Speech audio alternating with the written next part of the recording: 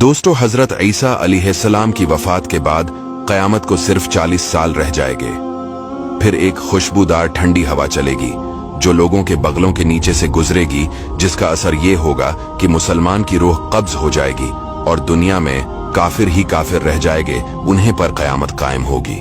जब खुशबूदार हवा गुजरने की वजह से तमाम मुसलमानों की वफात हो जाएगी, इसके बाद फिर 40 बरस का जमाना ऐसा गुजरेगा कि इसमें किसी की औलाद ना होगी, यानी 40 बरस से कम उम्र का कोई ना रहेगा और दुनिया में काफिर ही काफिर होंगे। अल्लाह कहने वाला कोई ना होगा। कोई खाना खाता होगा, कोई खेती कर रहा होगा, गरज लोग अपने अपने कामों में मशगूल होंगे कि दफातन हजरत इसराफील अलैहिस्सलाम को सूर फूंकने का हुक्म होगा। शरू इसकी आवाज बहुत बारीक होगी और रफ्ता रफ्ता बहुत तेज हो जाएगी। लोग कान लगाकर इसकी आवाज सुनेंगे और बेहोश होकर गिर पड़ेंगे और मर जाएंगे। आसमान, जमीन, पहाड़, यहाँ तक कि सूर और हजरत इसराफील और तमाम मलाइका फना हो जाएंगे। इस वक्त उस अल्लाह के सिवा कोई ना होगा। वो फरमाएगा, आज किसकी बादशाहत है? कहाँ है जब्बारीन, कहाँ है मुतकब्बरीन? मगर है कौन जो जवाब दे? फिर खुद ही फरमाएगा, सिर्फ अल्लाह वाहिद की सल्तनत है। फिर जब अल्लाह ताला चाहेगा, हजरत इसराफील को दोबारा जिंदा फरमाएगा और सूर को पैदा करके दोबारा फूंकने का हुक्म देगा। सूर फूंकते ही तमाम अव्वलीन और आखिरीन मलाइका, इंसान, हैवानात और जिन मौजूद हो जाएंगे।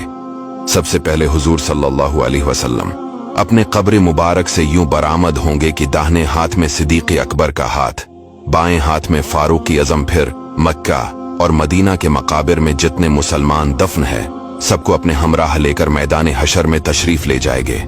ये मैदान हशर मुल्क शाम की जमीन पर कायम होगा।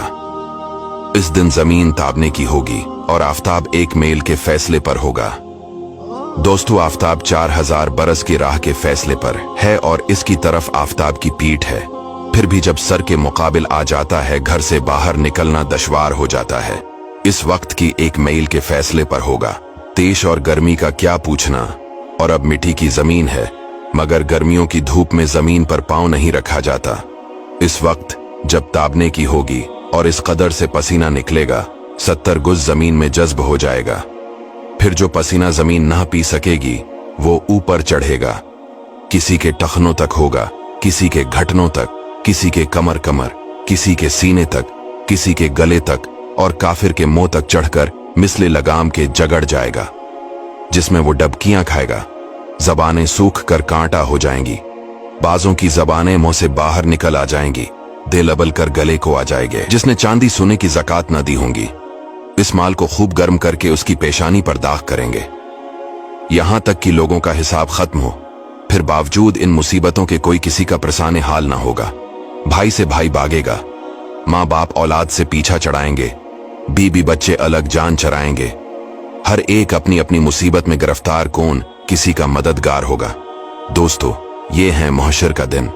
इसके बाद लोग तमाम नबियों के पास मदद के लिए पुकारेंगे, लेकिन कोई मदद नहीं करेगा सिवाय हमारे प्यारे आका सल्लल्लाहु अलैहि वसल्लम के।